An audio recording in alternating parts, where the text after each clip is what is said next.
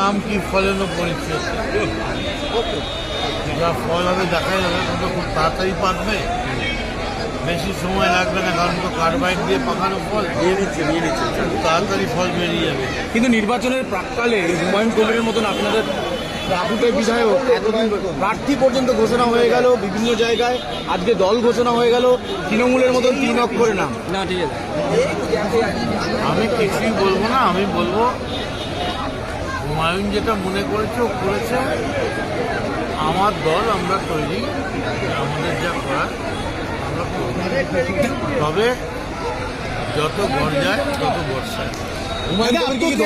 चुनाव के पहले जिस तरह से हुमायूं कबीर ने अपना पार्टी डिक्लेयर किया और उम्मीदवार के नाम भी डिक्लेयर किया, आने वाले चुनाव में वो कोई इफेक्ट ला सकता है? वो कोई रास्ता में पागल नहीं एक पार्टी डिक्लेयर कर सकता है या 100 नाम डिक्लेयर कर सकता है, इसका क्या है?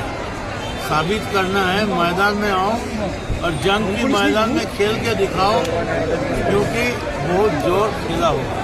ममता दीदी को छोड़कर हुमायूं कबीर क्या वैसे ही इतना बड़ा फैक्टर बन गया?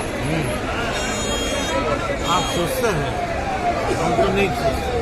হুমায়ুন কবির সোচতে না, মানে দলের কি এটা ব্যর্থতা ধরে রাখা গেল বলতে না? পারবো না, এগুলো তো দলের একদম উচ্চ নেতৃত্বের ব্যাপার। তবে এইটুকুনি আমি জানি, 26-এ মমতা বন্দ্যোপাধ্যায় আবার মুখ্যমন্ত্রী। বলুন না, আপনি তো গান গান, এই লগ্নটাকে সেকুলার গান গাইতে বলুন, কি বলবেন? আরে নিউজ টাইমটা এরকম মাঝখানে কি ঢুকে গেল? একটু নামাও নিউজ গানটা তো মানুষ, আমরা কাজ করছি মিউজিক থেরাপি। গানই কখনো, গানটা তো মানুষের আনন্দ, তার স্বাধীনতায় হস্তক্ষেপ করা উচিত।